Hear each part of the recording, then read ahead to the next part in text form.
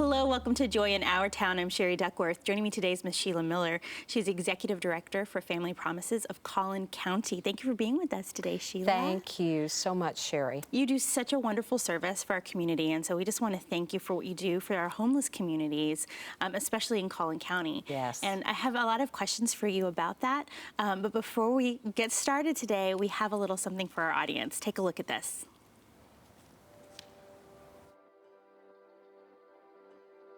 I would have never, it would never cross my mind that I would end up in a shelter, I would end up homeless.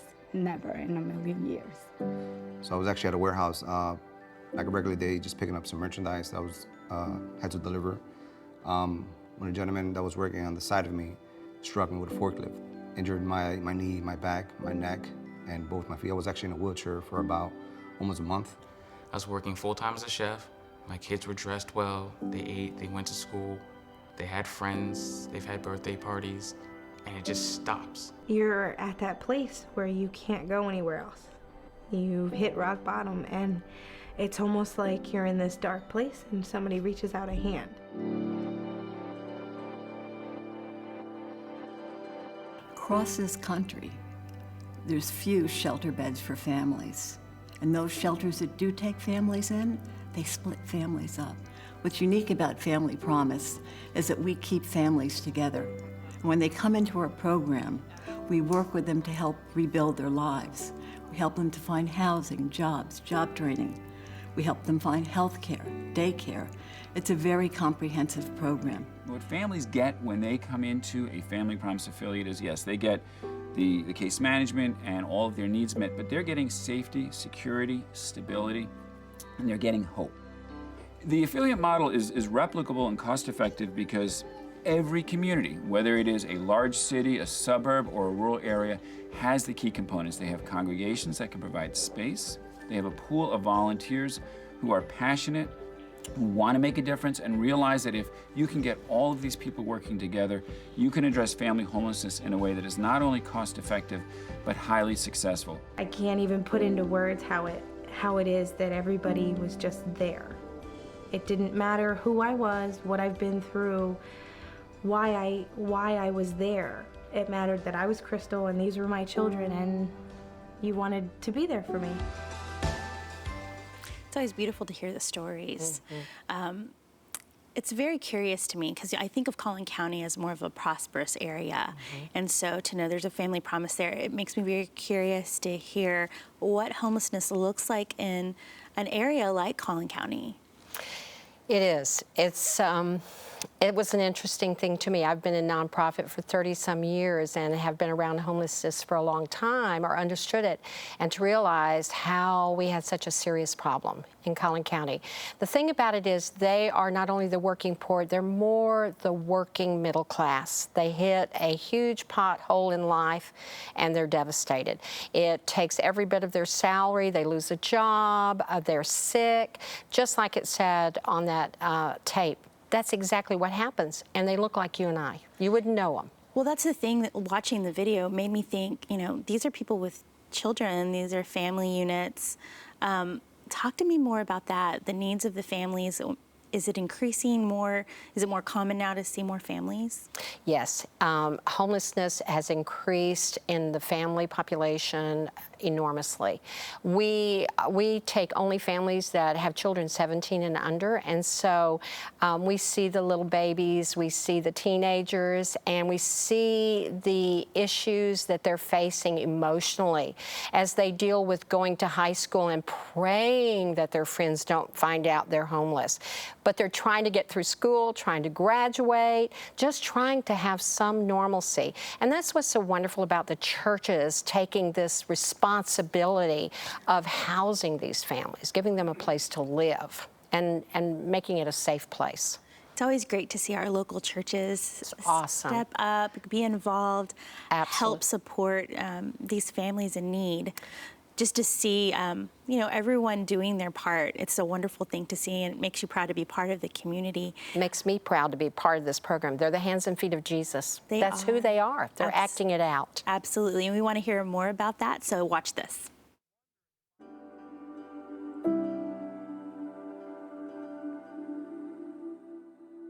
think it's really important for my children to be involved in Family Promise because it's showing them that there are people that are just like you that have different circumstances, but we all need to eat at night. We all need a bed to go to sleep in. We all need clothes to put on our back, a school to go to every day, a backpack filled with our school supplies. We all need that. We all need a hug from our families. We all need a goodnight kiss. Normally, when we're asked to support a cause, we're asked to write a check, or we're asked perhaps to serve on a board, and that's fine. But with Family Promise, we're given the opportunity to get our hands involved, to get our bodies involved, to get our minds involved, to get our children involved. Everybody needs individual human help. I think working with Family Promise has made me, as a person, understand that I can make a difference to another human being on a one-on-one level.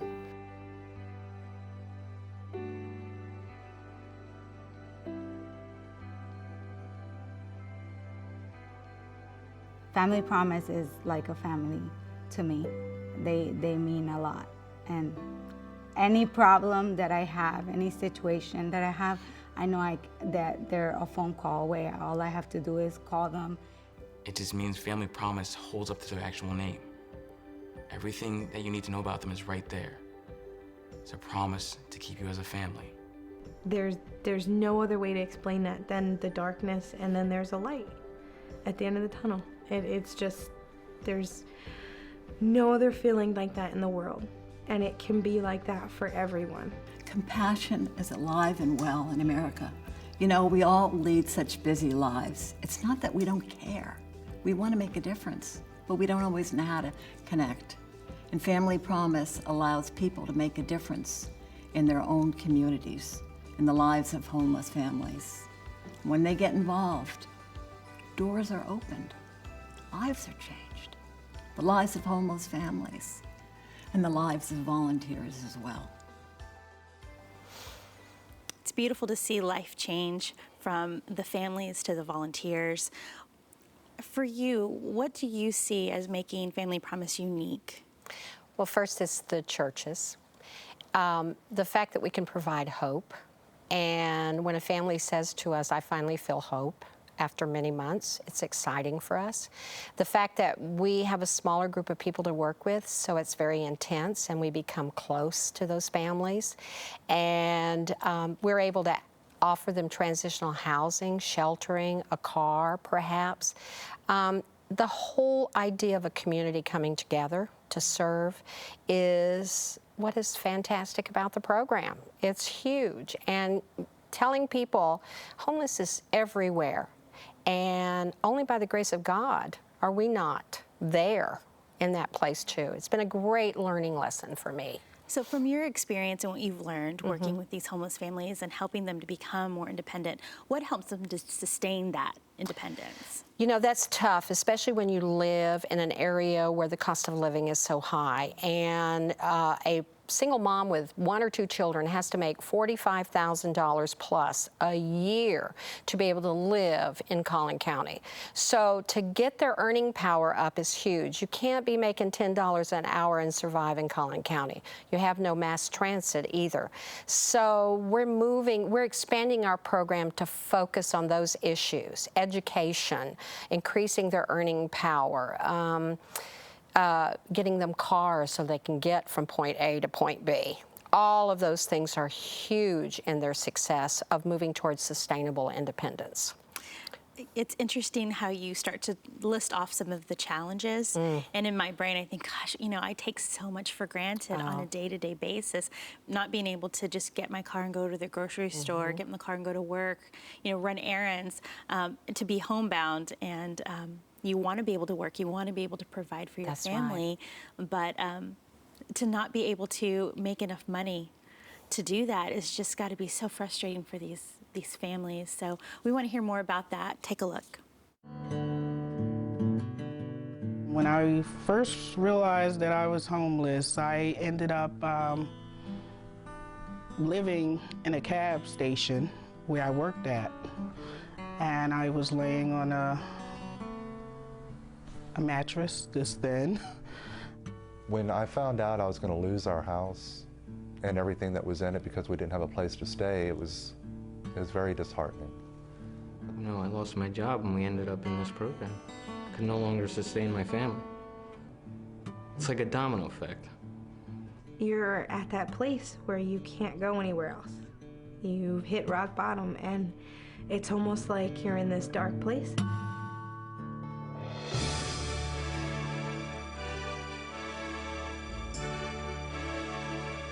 I was depressed and lost, and I didn't know what to do or where to go, and there's Family Promise.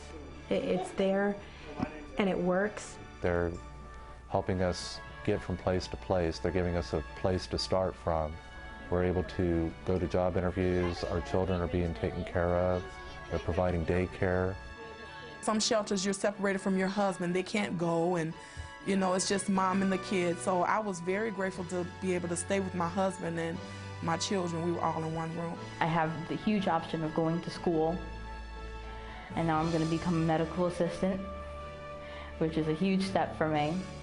All the volunteers there, they were willing to take me into their home around Christmas, so I didn't have to stay by myself. They were really great. I mean, the furniture I have in my apartment came from different volunteers. Everyone was warm. They treated you with respect. If you come from a broken home or a broken relationship, know that they are going to give you support. These families have faced so many challenges, and to be able to find Family Promise and to discover hope is such a beautiful, it's just beautiful, really. And to see that happen and to hear the process and to see that they're succeeding. Tell me about what happens for them whenever they get to the point where they can be independent. Kind of walk me through the process, and how do they stay connected? We have a program called Live Well. It's a program we established last year, and once they graduate from our program, they're in their own home or their apartment, and they have they are using a car, they have a car, and they're working. And so the Live Well program allows them to be connected with us on a formal basis for 12 to 24 months. It's not required, but if they select to do it, we are still supporting them. We are still visiting with them. They may call us and say, we've just hit another roadblock. Can you help us? And we're able to direct them, and perhaps if we have the resources, help them. So that's how we stay connected with our families, and we are blessed to do that because we want to be there, to be part of that continuing towards sustainable independence. It doesn't happen overnight, and it's ridiculous for us to think that after you've been through this for several months that things are going to change for you. So we want to be there to support them. I think it's great that you give them a realistic view and realistic expectations so they don't feel like they failed if they need to call back. Absolutely. But it's so great that they have you to call back if they need it. Thank you so much, Sheila, for being here today. Thank you again to Family Promise for what you're doing for our community. It's such a beautiful service. It's so great that you're able to be a light of hope. Thank you for this opportunity to share our story, to share our family's stories. We appreciate it. And thank you all today for watching us here at Joy in Our Town. We hold these truths to be self-evident, that all men are created equal. The torch has been passed to a new generation of Americans. The American dream need not forever be deferred. This is the richest and the most powerful country.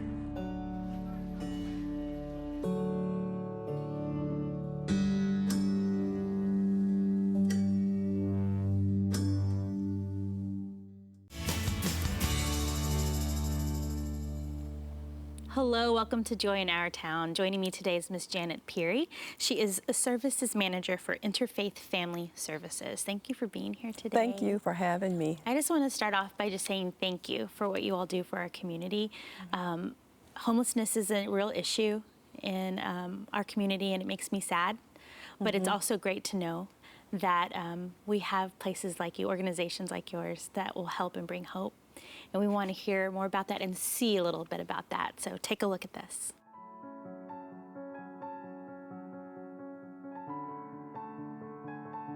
Interfaith has a proven methodology for taking the working poor, for taking homeless families, and giving them the tools and the resources to be permanently off government funding and into homes and have careers. And we want to be able to take that proven methodology that no other nonprofit has in the Dallas area and apply it to more families. Interfaith has been around for 27 years, and as we're approaching our 30th anniversary, we are embarking on its largest capital campaign in its history. And we're excited as we get ready to take this proven model of effectiveness for lifting families out of poverty and expand it so that we can serve more working poor families in Dallas. And now the time has come to focus on building that part of our community.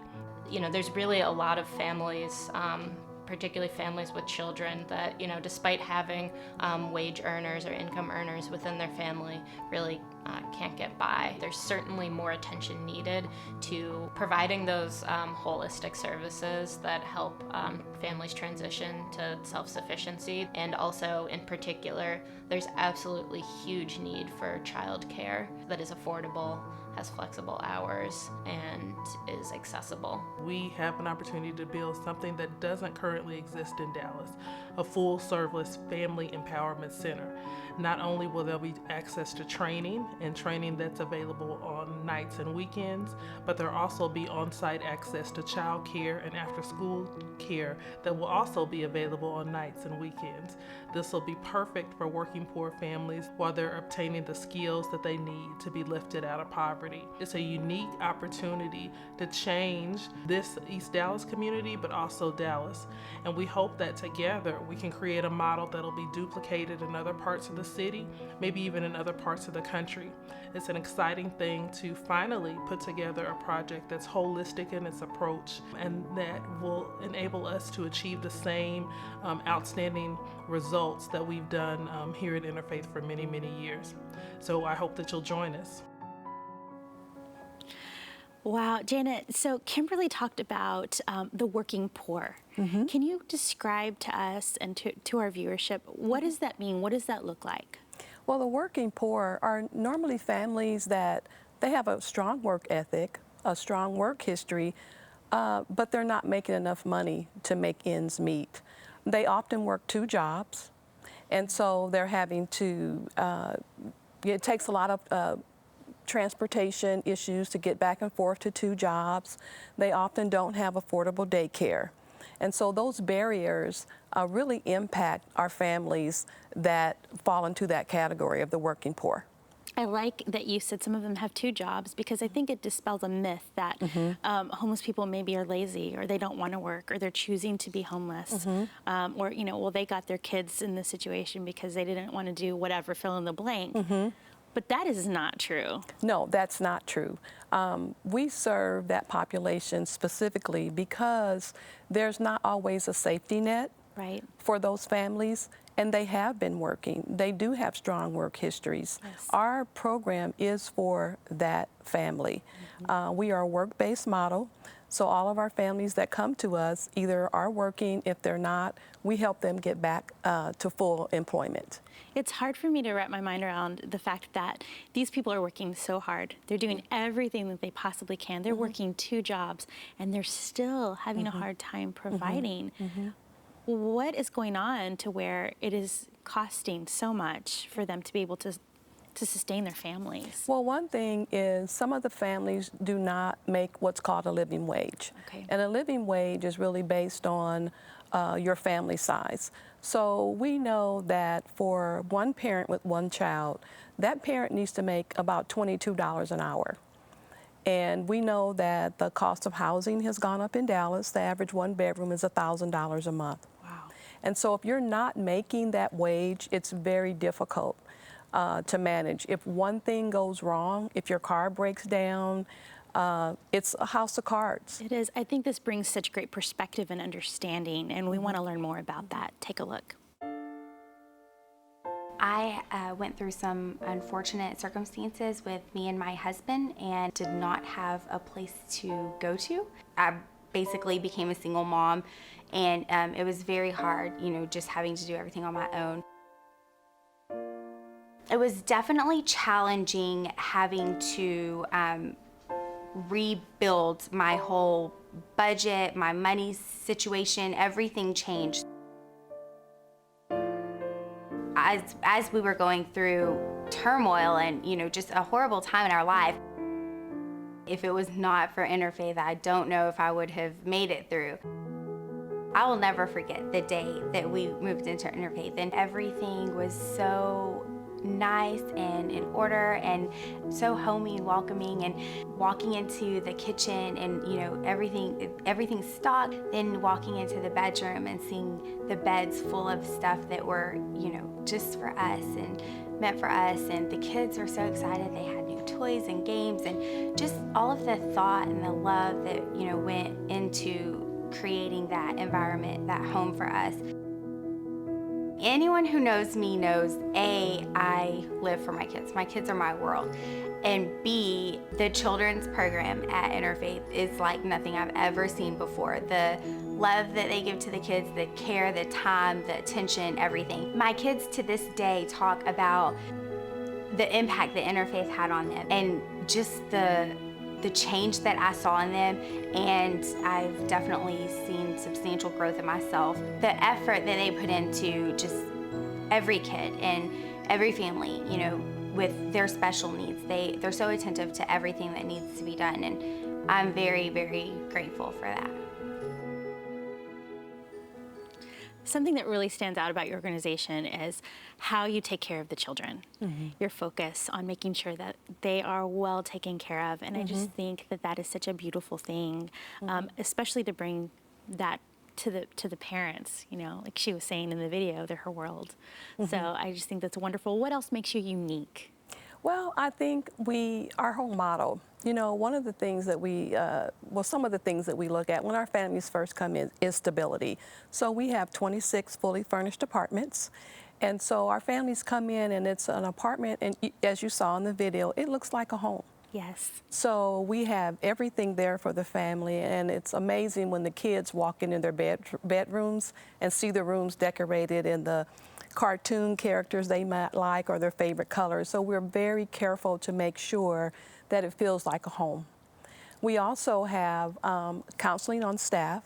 So we have counseling for adults and play therapy for children. And we have a wonderful after-school program.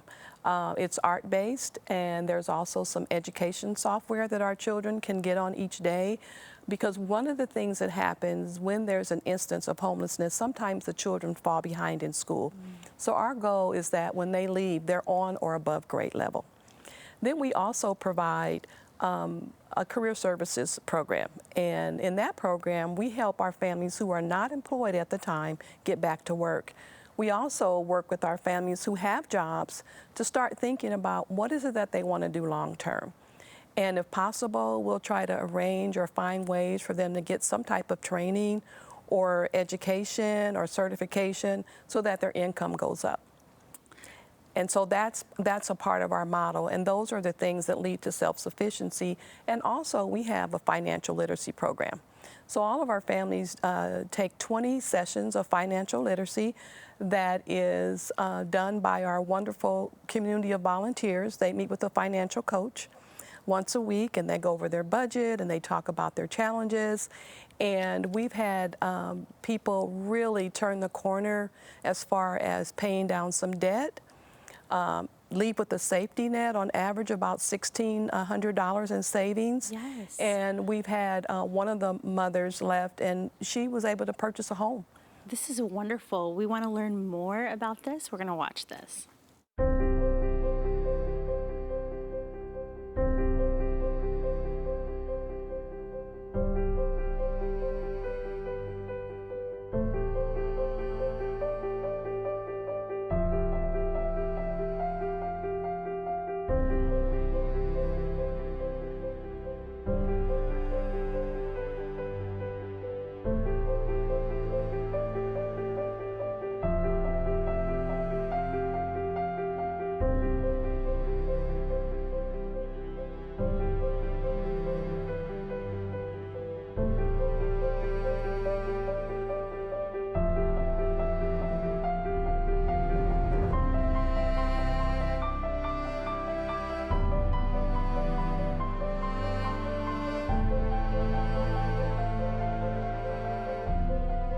I really like you know, what Interfaith does and the things that they stand for and all the things that they do to help families in need.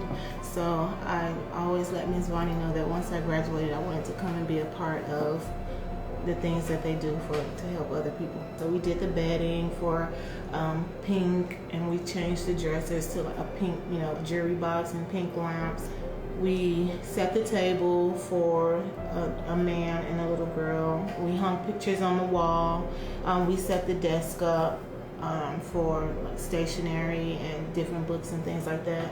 We picked up toys, yeah, for a little girl.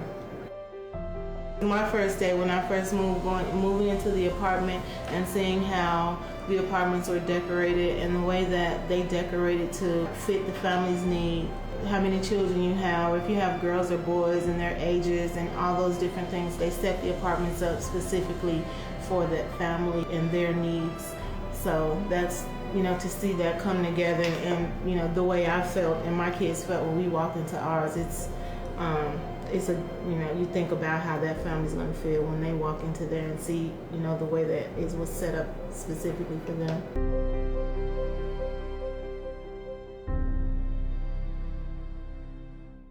So much hope. Just watching that is encouraging my heart.